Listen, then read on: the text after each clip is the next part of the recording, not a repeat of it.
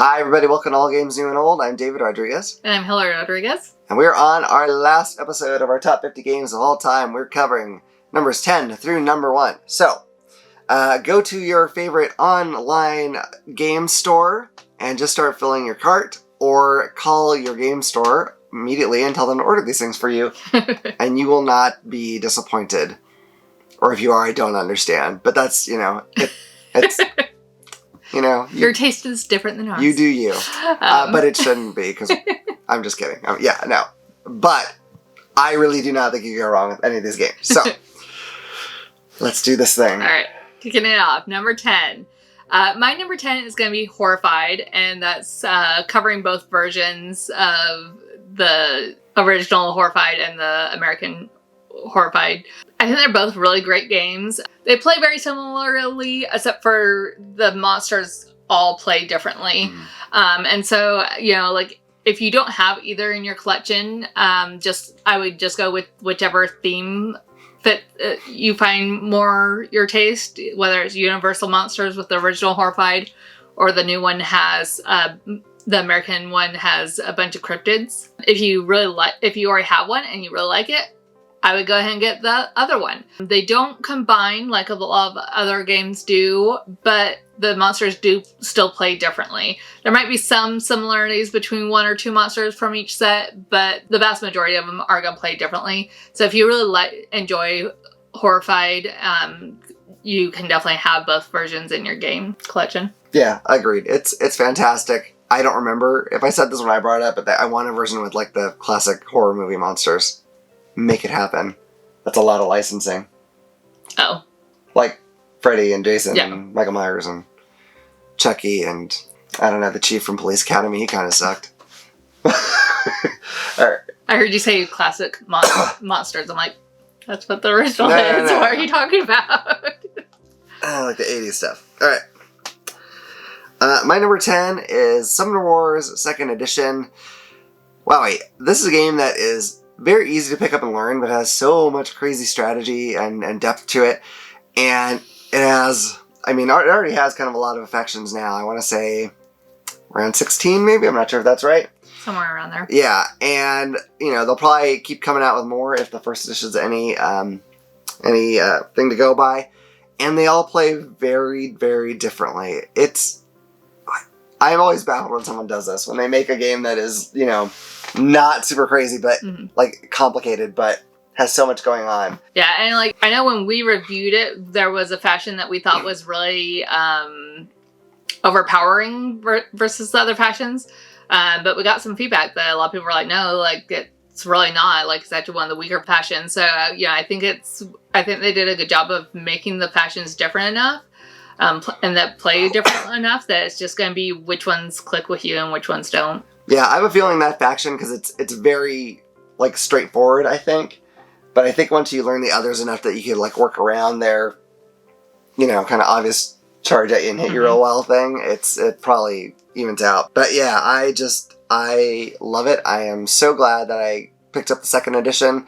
I like the art so much better than I liked in the 1st edition. It's pretty, it's fun, it's amazing. I love it. So that's Summoner Wars 2nd edition, my number 10.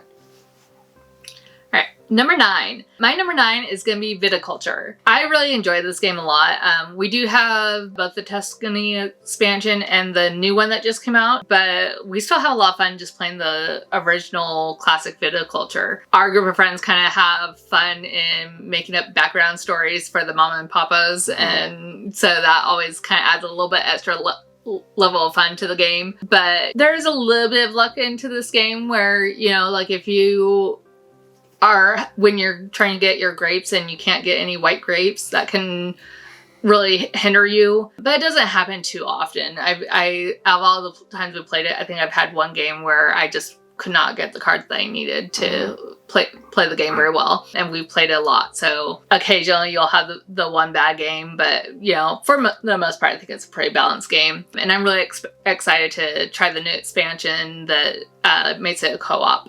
See how that works. Me too. Yeah, that's definitely an evergreen title for us, I think. My number 9 is Starship Samurai. This is a game I don't think a lot of people talk about it, although I believe it was Roy Canada had it in his top amount they were doing on Dice Tower. I don't remember. I think it was 100, but whatever. But I think it was like closer to the 1 than it was to 100. And with good reason. It's not a super heavyweight game. I'd say it's like medium to like the lighter end of medium, maybe even. But thematically, it's doing so much because like I guess there was like an emperor who brought peace to everything, but then that emperor died, and like you're one of like the major factions, and you're trying to become the new emperor, but you have to get the support of the minor faction. So you're trying to like do things over on this board to like make them like you better than they like your opponent. But there's also like planets you're trying to go take, and there's spaceship battles where you have these giant, Gundam-looking mechs that come in. You have this really cool action selection thing where you have these tokens numbered 1 through 4, and then there's I think 4 different actions that you could choose from, and whichever number token you put on there is the strength of that action. So if you want to move like 3 troops or whatever their units, you put the 3 on the movement, and you can move 3 units. Very simple. You can use your money for all kinds of things, including upgrading your fighter ships. There's just a lot here. The combat is kind of similar to Blood Rage, where you're going to play down cards where the other person can't see until you both reveal at the same time, and then stuff happens. So you don't know for sure at any point if you're safe in a fight. Everything about it I think is fantastic. Really gotta do a review on this one sometime because I want more people to go out and get this game, and I want more expansions. I don't know that will happen. I will mention the expansion is the kind of expansion I like the best, where it just has 2 more mechs and then another deck of cards that you can either replace the first one with, or you can mix them, or you can do it however you want to. It's more of what you had that adds variety without adding complexity. Brilliant. Perfect.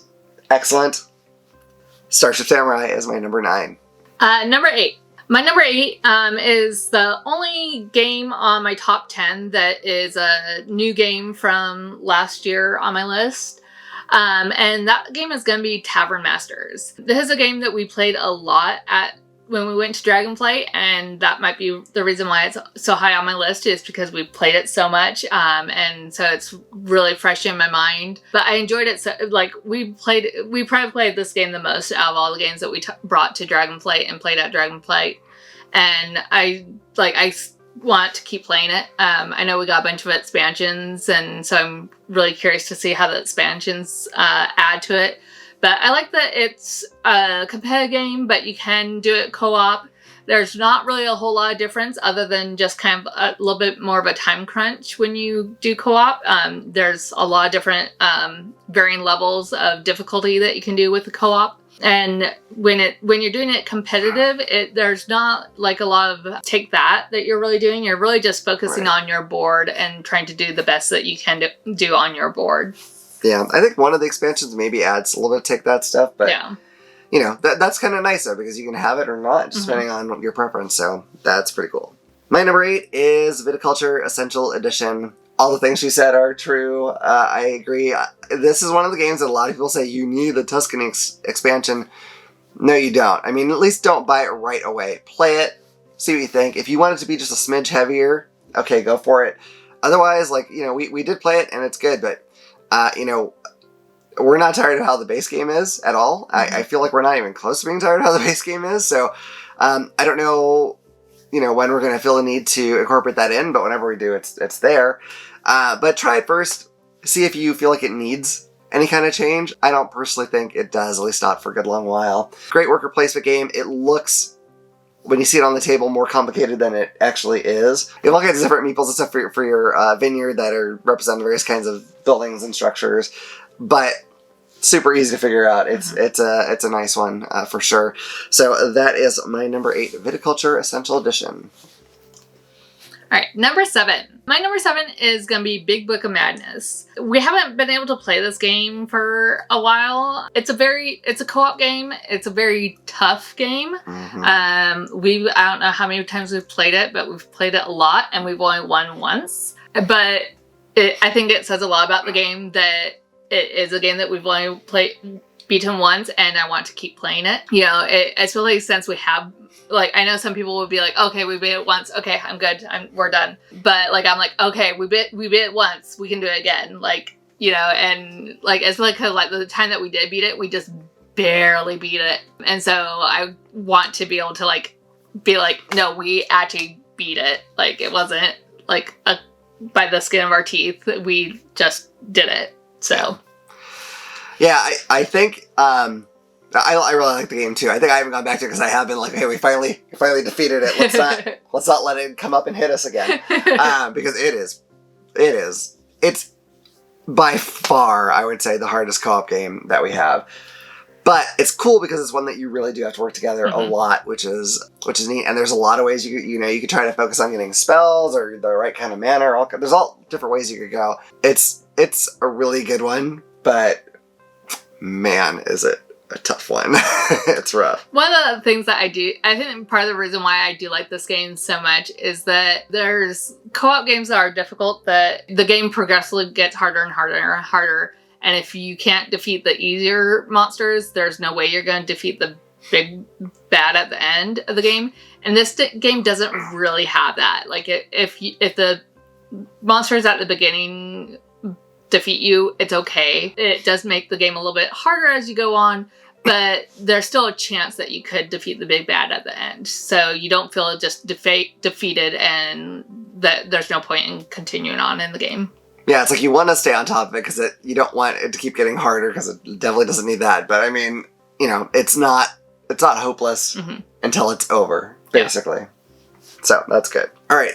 My number 7 is Dwellings of Eldervale. This is a worker placement game set in like a fantasy world. There are a lot of different factions. I don't remember how many, but quite a few. Somewhere in the teens, I'm going to say. Yeah, I think there's like 8 colors, and each color has a different faction. So it has 2. Yeah, so. I think you're right. But it's fantastic. I think we may have talked about the production and like the trays when you talked about it. The variability in this game is outstanding because there's all those different factions for one. That's great. But then you're not going to use all the different kinds of magic. Like you're going to use the ones that are represented by your color, but you'll also pick like a couple other ones. So that's another way it could just have a wide variety of different things you're going to be using in the game. It's really, really good, and it always sells out almost as soon as it comes back into print, for good reason. I love the screaming monsters that sound like an injured raccoon at the bottom of a tin trash can, but who cares? It's still awesome. I love it. The designer, Luke Lurie, is coming out with a new game called Andromeda's Edge, I think, and people keep calling it like a successor to Dwellings of Eldervale. And I hope it is not just like the same game in space. I don't want that. I want it to be different. If it has some similarities, that's cool. But regardless of that game, which I'm sure will be good regardless, but Dwellings of Eldervale is just fantastic. It's, it's a little complicated, but I definitely want to get back to that because I have not tried all the factions yet. And I would absolutely love to try all of them and see which ones I like the best. So that's my number 7, Dwellings of Eldervale. Number 6. My number 6 is going to be Arkham Horror, the board game. I really enjoy this game a lot. It is a very in-depth, long game though, so it's harder for us to get to the table. But I always have a really fun time when we play it. It's another game that's kind of tough, but I feel like we have a pretty good win-loss ratio to that game though. So I know it's a game that some people just have a really hard time beating.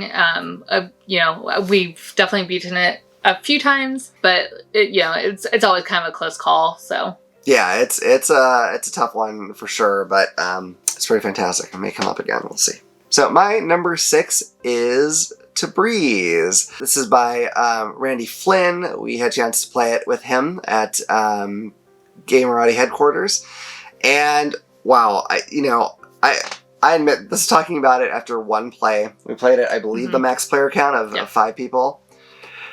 But some games you just know are fantastic. This game is not so overly complicated that you can't see how it all works. Like, you could see it, and I just want to, explore it more and get better at it. And I want to try it at the different player counts, and I want to try it solo. And the thing about this is, being a carpet maker and seller in a Persian market is not necessarily a theme that I would always say is going to grab me. But damn, it is so good. It is so amazingly good. as we record this, it's like 2 days from being on GameFound. Yeah. So I don't know when this video is going to come out compared to that. But my gosh, if it's still up there, if you're in doubt, watch our review. But, you know, even if you don't do that, you won't go wrong. Just get the game. It's really good. It's really good. What we played with was obviously a demo copy, but they told us about what things were going to be, what was going to stay the same and what was going to be upgraded. Mm-hmm. And the production of this game is just really fantastic. Yeah, totally agree. I mean, when your basic board is a neoprene mat, that's awesome. So that's it. Yeah, number 6 to Breeze. Right. Number 5. My number 5 is going to be Gloomhaven Jaws of the Lion. We haven't had a chance to play the big Gloomhaven set yet, but like playing this game makes me want to play that big set so badly. I just don't know when to find the time. I bought like an organizer you put together, and I feel like everyone says that it's like a nightmare if you don't do an organizer. So yeah, I've got to get an organizer. I just haven't had time to put that thing together. Yeah. So I enjoy this game because it's definitely a dungeon crawl, but it's not just chucking dice. And I really appreciate how they build on what you've done. You know, like it makes it really easy to learn the game because you start off with just simple rules, and then you slowly build in and add extra rules until it gets to be a more full game. And every time we play it, like, you know, we normally play one campaign at a time, but like I almost immediately am ready to go on to the next campaign if we have the time. So I really enjoy it a lot. Yeah, it's I mean, I think most people who are watching this are probably aware of Gloomhaven, but you know, if you want to introduce it to somebody, Jaws of the Lion is maybe the best way to do it, because you're not throwing all those rolls at somebody at once. It just walks you. I mean, you start with the basic, and then it just adds complexity little by little until you pretty much have it all. Brilliant. More games need that, I think. All right, my number 5 is Twisted Fables. This is a deck building game that kind of recreates a 2D fighter, and all the characters are women from various fables and fairy tales and that sort of thing. But they're given a sort of cyberpunk coat of paint. Oh god, I just love it. The art is phenomenal in this game. Every character feels very different. It's got this cool thing, these very, like, I don't remember the term they use, but these like really powerful powers you unlock as you go through the game. And, you know, in a deck building game, you're always building your character or your faction, whatever it is, up as it goes. But those marks feel like such like a cool sort of jumping up. And I think that may be one of my favorite things about it. That, and just having to keep in mind your positioning on the board that you're fighting on. It's just so neat. There are, you know, we went through all the characters. We didn't each play all the characters, but we between the two of us, we played all of them. And just the ones I played, there's so many I want to like dive deeper on and figure out, because some of them are trickier than others. And I just love them. I can't wait for the future when they do expansions, which they've at least hinted, if not outright said, that they're going to do. So very excited about this game. I don't have any idea if this is coming to normal retail or not, but however it shows up, whether it's in the last thing they did was on GameFound, so GameFound, Kickstarter, whatever, retail, it's so good. If you love competitive deck building games, I don't think you can go wrong with this one. Yeah, it's a really good one, and like again, it's one of those games where each character plays differently. I'm not totally convinced how balanced each character is, because there's some characters that are like really designed for like a quick short game, and then there's other characters that are really designed for a long haul game. We had a game where we had one of each character, and that was, I think, the oddest game that we played. But the thing that's nice about it is that if you are playing that, and you're playing as like the long haul character, when your health gets down to a certain point, you get an extra power ability card that's super powerful, and so that kind of helps level out the game a little bit so that you can kind of try and get your grip back and hold off until the other players more to your same level. Yeah, and I actually kind of like that mixture of the characters that are good early game versus a character that's good long game, because the early game character then has a lot of pressure to like dish out as much damage as they can to get this thing done fast, while the other one just has to stay alive and keep building up until the point where they're the more powerful one. It adds like a really interesting touch, especially because, I mean, you don't have like a whole giant board. It's just a line that you're on. So you have to, you know, figure out where you need to be to get whatever done you're trying to get done. It's just, it's so good.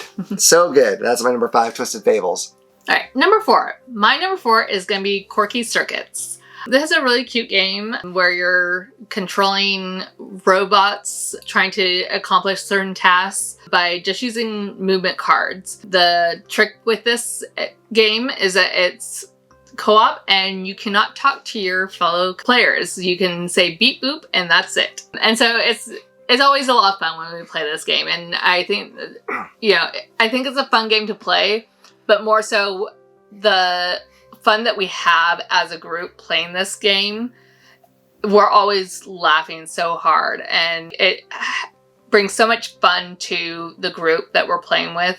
And I think that's why it's so high on my list, because we always just have a lot of laughs, and you know, it's funny to kind of see how different players play, and you know, we have some people that are being very cautious and trying to calculate everything out, and then we have some people that are like trying to throw all their cards out at once, and then that messes everybody else up, because then we're like, wait a minute, what did you do?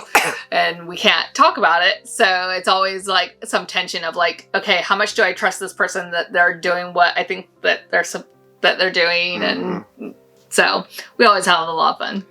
Yeah, and it's a neat one, because you have this battery that's constantly running out, so you have to get it done before that happens. So you don't have forever to do this. But I really like just the reveal when everyone's played down their cards and you're turning them over to see how it goes. It's awesome if you're building up and everything's going right, but also when you hit the battery, you're like, oh god, like, what's going to get messed up from here? It could be anything after this point. Jeez, oh god. It's a blast. It's such a brilliant game, for sure. All right. My number 4 was in the same spot last year, and it is Dice Masters. You could get it. Marvel, DC, Teenage Mutant Ninja Turtles, Yu-Gi-Oh!, Warhammer 40k, WWE, probably some other stuff that I'm forgetting. There's a lot.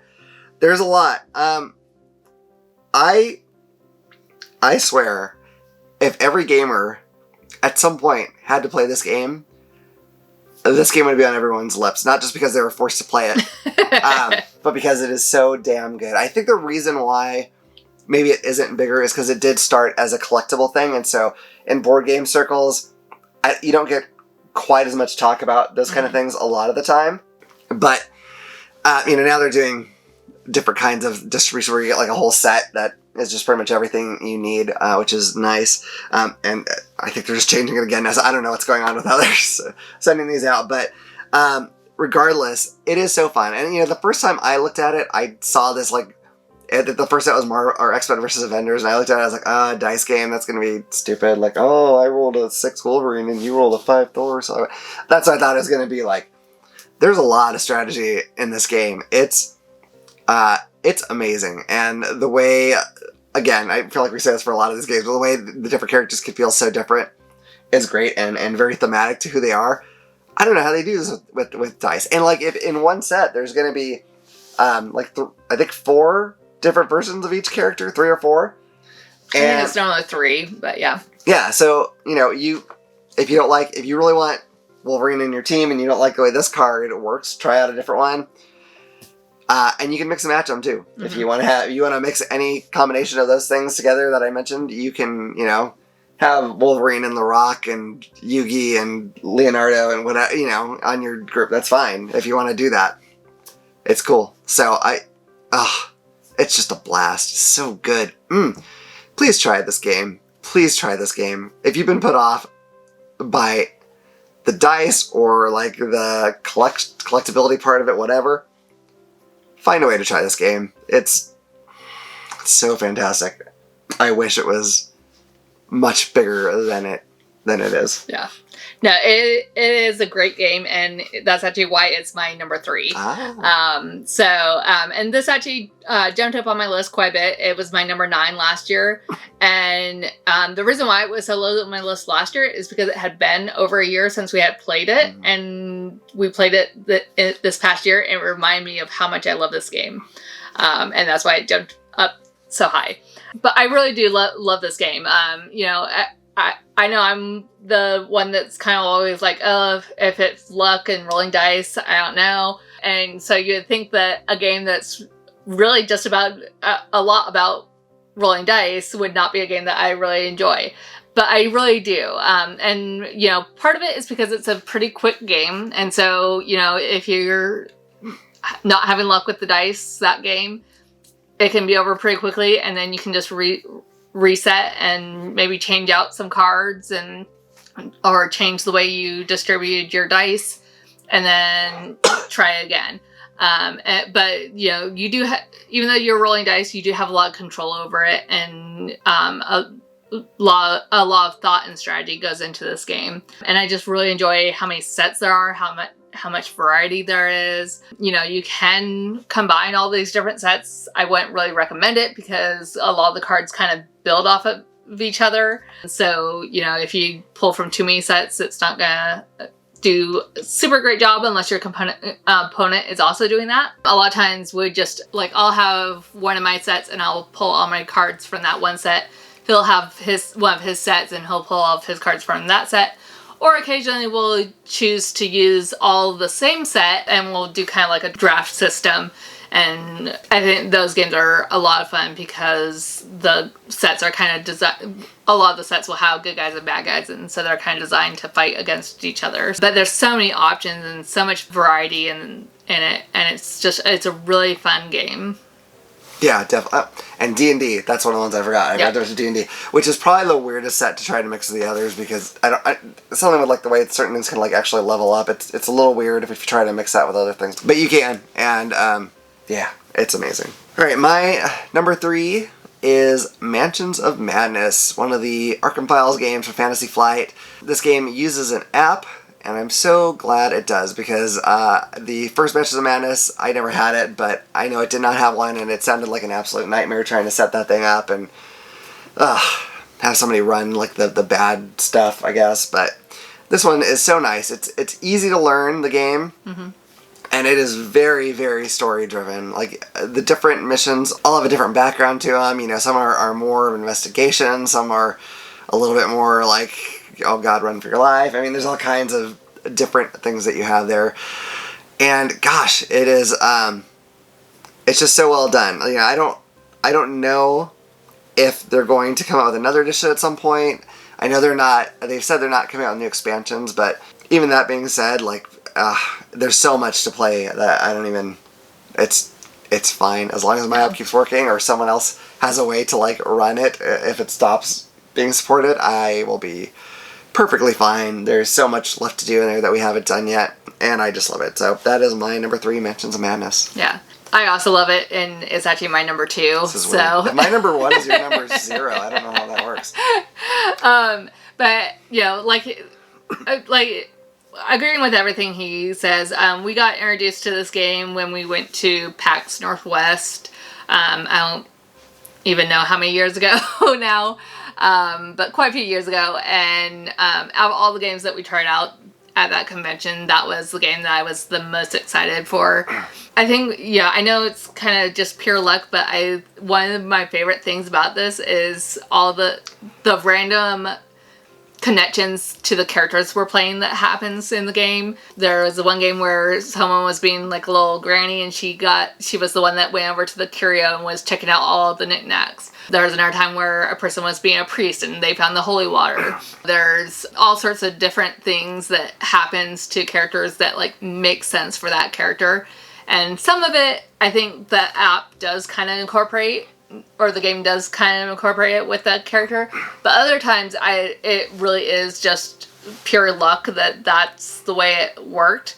But the fact that it did that, it just brings back so many fun memories of that game. Yeah. And then the other thing with the app that I really enjoy and appreciate with this game, with us having kids, is that we can save our progress. So if we're playing one of the longer missions, we have to stop because we have to, feed our kids or get them ready for bed or whatever.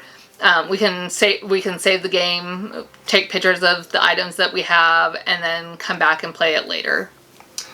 Yeah, I agree. That is a really nice feature. I mean, we do have to take pictures and keep track of all that. That's the only tough part, but I mean, that's a minor inconvenience in the face of, otherwise having to be like, okay, let's block out like 5 hours to get this big mission done and hope for the best.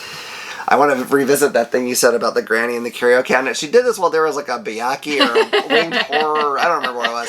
Like sitting in the same room, like on the dining room table. She's like, "Hold on there, Sonny. Let me go and dig around. There might be some precious moments figures in here." And like, but she like evaded it, so she could do that. And I just imagine this sitting there and be like, "What? Look at me. I'm terrified. What are you doing?" It was brilliant. I loved it. Okay, my number 2. This is kind of a momentous day. Pretty much since I got into board games, my number 1 game has been Arkham Horror of some edition or another. And I still rank it very highly, but it is now my number 2, and this is 3rd edition I'm talking about. It is a brilliant game that I love. It is hard to get to the table. I'm not really knocking it for that because I am okay to like have this be kind of almost like a special event kind of thing for me. To me, it is the perfect blend of theme and story and mechanics. Where I feel Mansions of Madness leans a little heavier on the story. Not that the mechanics are bad by any stretch, but I feel bad saying it's less gamey. That's not quite right either. But it's much more... It's less chunky. Yeah, for sure. This is like the perfect melding where it gives me both fixes in one package, which is great. I think the only reason that I'll talk about, at least with this one, when I get to my number 1, I'll talk a little bit more. The last time we played, we lost, which is fine. I kind of go in this expecting we might lose. It did feel kind of deflating because we played for a long time, and then we kind of just looked to see about how far we were from probably the end, and I mean, granted, you can only say so much, but we still had a ways to go. And we played for a long time, and I was like, geez. It's kind of one thing, even though it could be frustrating if you get to like the last thing and then you lose. But I was like, man, we were so far from that. And, again, if we'd lost it an hour in, I'd be like, whoa, that thing just beat us up. And I'd be like, all right, well, next time, huh? But that time I was like, man, that was a lot of time for like a not even close finish. Which, it might just been we sucked that game. Like, it's not even necessarily the game's fault. It's just that the circumstance of it is that it's a long game that is hard, that you can lose, and it can feel a little deflating because of that when you still have a lot to go. That being said, I still absolutely adore this game. I love it. Who knows, maybe next week it'll be back in number 1, who knows. But regardless, it'll probably be high on my list for a very long time. But something has replaced it, which I'll get to shortly. But my number 2 is Arkham Horror 3rd Edition. And knowing that has dropped, I'm willing to bet that our number 1 is going to be the same. So, should we both say our number 1 at the same time? Yes. All right. Are we going to count or something? Yeah, we'll do 1, 2, 3, or 3, 2, 1, and say it. All right. 3, 2, 1. Marvel Legendary. Isn't that fun? All right. So, at least for me, the reason why this is my top game, and this was my top game last year as well. One is, it's a very, we're both comic book fans, and so that helps. It's also a easy deck building game to learn and teach, and just the pure variety that this game has. We have most of the expansions, but even at just the base core box, there's a lot of different heroes that you can play. There's a lot of different scheme twists. There's a lot of different masterminds, and all that stuff can, like, even just changing one of those things out can really make a big difference in the game. And so when you add in all the different expansions that we have endless games with this one game system. Yeah, I totally agree. I was thinking about it, so without getting too far into the weeds, the way it's structured is you You pick, usually it's 5 heroes. You pick a mastermind who's the big bad, who will always have like some certain group of villains as the ones that follow him, but you'll pick another group of villains and some henchmen as well, and then you pick a scheme, which is what the villain is trying to do that is bad. And we have a lot of the expansions. Like, we have, the only ones we don't have are the ones that use like the movie stills and the villains expansion, but we have everything else. So my deck of schemes is like this big. I mean, that's a lot of cards. And what's crazy is that, like, even if you just use the same heroes and the same mastermind and henchman villains and all that, but you switch the scheme, this game would feel different every time. I mean, each one of those cards is practically an expansion in itself in terms of how much it affects the game. The other thing I was thinking about this game is that variability, because it can be so different from game to game when you change any of those factors. I mean, some more than others, but all of them are going to have a serious impact on the game. This one game is like billions of deck building games because they can really vary quite a lot. Like, it could be quite a big difference. And it got me thinking, okay, this is going to be a little woo-woo and weird. It's going to be a little weird, okay? Imagine, no one has thought of anything like this before, okay? Imagine that there is not just our universe, but like a multiverse, right? A multiverse. I know, it's madness. But imagine that there is, okay? So lots of like parallel universes. And in each one of those, someone created a Marvel deck building game, right? And they're all a little similar, but they're not the same. Somehow, across all the multiverse, all those games got crashed together into this one game. A Marvel multiverse. No one's ever thought of this before. It's brilliant. Market it now. I know. You'll be rich. I will be. All right. So, why did this get to number 1? I mean, for one thing, it was always possibly in flux. Like, if you caught me at the right time, I might have said this was number 1 before, honestly, anyway. But in the last year, something has happened. I've been interacting with a lot of people on Twitter, and some of them like to get on my case for loving this game so much because they're possibly crazy. I don't know. I love them all, by the way. They're all fantastic. All the people you know who you are if you're watching. I love all I do. But here's the thing. I've had to defend this game and argue its virtues like all year long, with breaks, but all year long. I even debated it with Maurice Andrews Jr. on one of my Mic Drop episodes. Go check it out. It's brilliant.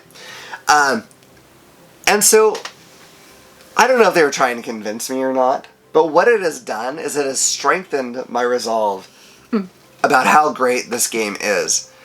I literally don't understand how someone could like deck building games and not like this one, because there are so many billions of combinations that seems impossible. Like, I don't think you like deck building games. If you don't, maybe if you only like competitive, okay. I don't think you like deck building games if you cannot find schemes, masterminds, heroes, combinations, and legendary that you think is a blast. I can't even fathom how that would be possible. I can't, no. It can't happen. It's crazy. This game is phenomenal. It's great. We've recreated storylines and movie stuff as best as you can. And it's been so amazing. And even the ones, I talked about how Arkham Horror smashed us down that time. Our toughest one was we tried to play the Dark Phoenix saga with heroes that were in that storyline. And we got destroyed. And yeah, I was kind of like, ugh. But it doesn't, like, it made me want to be like, okay, but what is the team that can pull this off? Because she was so hard. Like, I can't, so hard. Like, all aspects, the scheme and the mastermind, all this stuff creates this, like, crush of just, like, death that feeds off each other. But it can be done. It can be done, and I want to find out how to do it. But first, I want to play a lot of games against Red Skull so I could get my confidence up and be like, okay, this is possible. It's so amazing. And unlike a lot of these other Marvel games, they started off with some X-Men in the box, so it was like born to be a winner, pretty much. You have any other thoughts on Legendary? I think I'm good. Okay, I I could probably talk about this for hours, but I won't, because, I mean, when you're right once, you don't have to keep driving it home. You know what I mean? If both of us think it's our number one, let's face it, we cover the entire spectrum of gaming. It's the number one game. I'm sorry, it just is. That may not be true, but I highly recommend giving it a shot regardless. So, my God, that is our top 50 games of all time, 2022 edition. And I am very excited to see what happens to our list next year, if anything. There'll probably be at least a little movement. Yeah. But we've got a lot of games we want to review, so I'm sure some of those will stick onto the list here and there. Or some of those will never touch our list. We'll see what happens, but I'm excited to see it. I hope you've enjoyed this video and this entire list. If you have, please hit like and subscribe and click the little bell icon so you can know about the next time we put out a video. Otherwise, I look forward to seeing you all around the table again at All Games New and Old.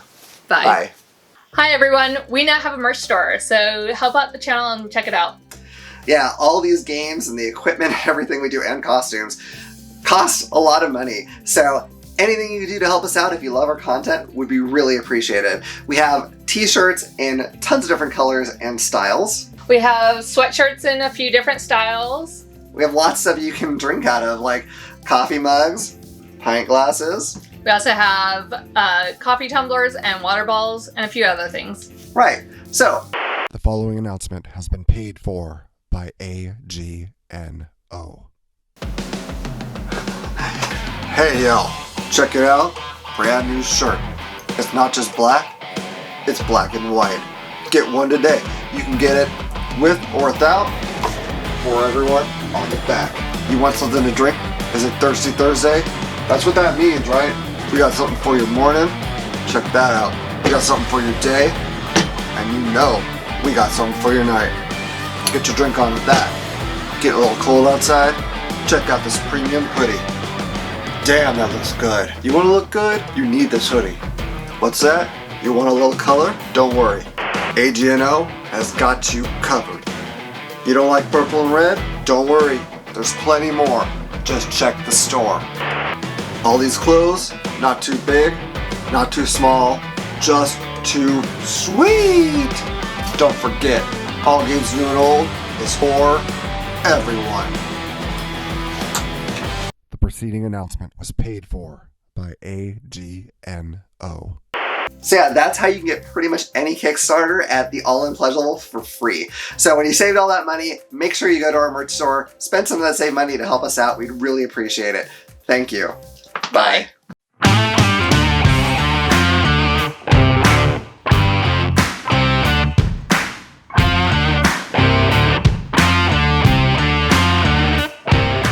You know, it's not a super heavy way. You know, you have all these different buildings and whatnot for your vineyard, for your Or the all kinds of different God damn it. If you enjoyed that video, you might also like this one. or this one. If you like any of our videos, what you should do is click this little button to subscribe so you'll know about the next time we put out a video. We'll see you around the table. Bye. Bye.